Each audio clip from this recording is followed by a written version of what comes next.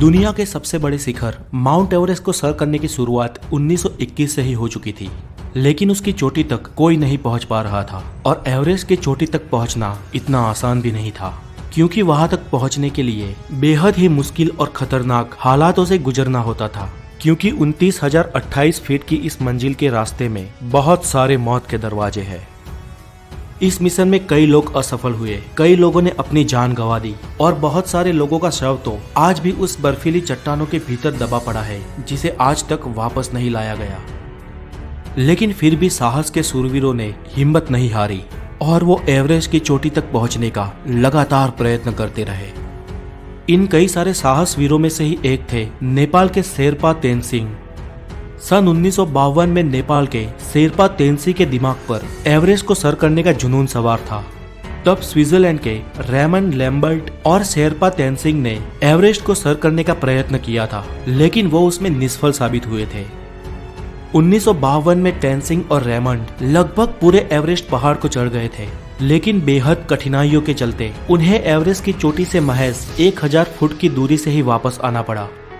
मंजिल से इतने करीब होकर भी वापस आ जाने का दुख उन दोनों को था, लेकिन तेनसिंह ने हार नहीं मानी।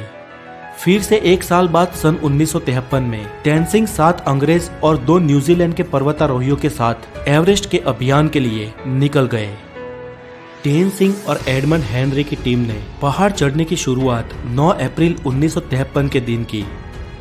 बर्फीले रास्ते, माइनस में टेम्परेचर, हिम नदी, कभी भी टूट पड़ने वाली शिलाएं और बर्फीली खाइयों के बीच वो लोग एक के बाद एक कैंप बनाकर अपनी मंजिल के करीब बढ़ते रहे।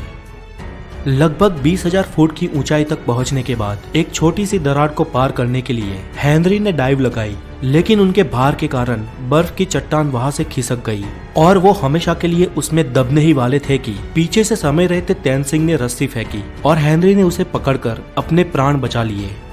अगर तेनसिंह ने वो रस्सी ना फेंकी होती तो हेनरी उस वक्त अपने जीवन से हाथ धो बैठते। खैर, एडमंड हेनरी और तेनसिंह की टीम धीरे धीरे एवरेस्ट की चोटी से नजदीक आते रहे। उनसे पहले चढ़ाई को शुरू करने वाली चार्ल्स इवान की 9 सभ्यों की एक टीम थी, जो तेनसिंह की टीम से पहले एवरेस्ट को चढ़ने वाली थी। अगर किसी कारण इवान्स की टीम एवरेस्ट में चढ़ने को निष्फल हो या चढ़कर वापस आ जाए, उसके बाद ही तेनसिंह की टीम को आगे बढ़ना था। हेनरी और तेनसिंह की टीम ने लगभग आधे से ऊपर एवरेस्ट को सर कर लिया था। एवरेस्ट की चोटी से पहले आने वाली ये आखिरी छोर सबसे खतरनाक माना जाता है, जहां पर पहुंचते पहुंचते कई लोगों ने आखिर में अपनी जान गंवाई है। एक तरफ इवान्स की टीम इनसे पहले आगे बढ़ रही थी और 26 मई के दिन माउंट एवरेस्ट के शिखर से वो लोग सिर्फ 300 फुट की दूरी पर थे। लेकिन इवान्स और उनके साथी बहुत थक चुके थे। उनके शरीर ने जवाब दे दिया था। उनमें अब एक कदम भी आगे बढ़ाने का हौसला नहीं था और वो चोटी से सिर्फ 300 फीट की दूरी पर वापस लौट गए। यहां पर इतिहास किसी और के नाम पे ही लिखा जाने वाला था। इवान्स की टीम के पीछे लौटते ही अब तेनसिंह और हेनरी की टीम को आगे बढ़ना था। रात में सोने के बाद सुबह तेनसिंह और उनकी टीम ने अपनी मंजिल की तरफ कदम बढ़ाए।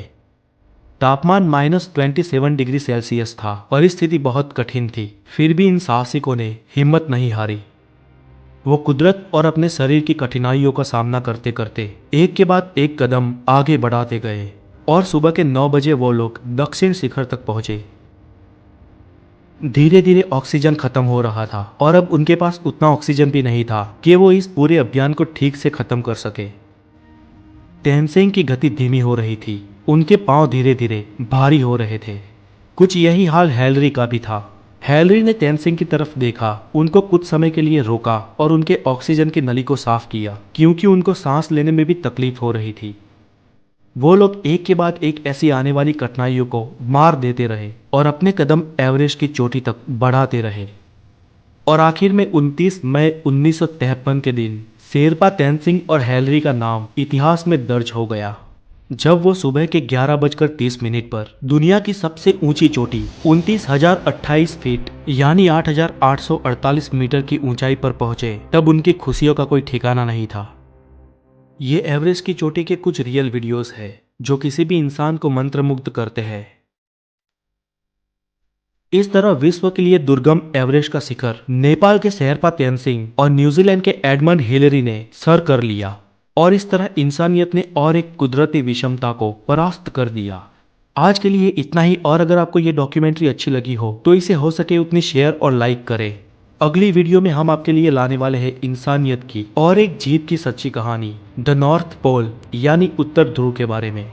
अगर आप नए हैं तो हमारे चैनल द नॉलेज को जरूर सब्सक्राइब करें। Have a good day, take care.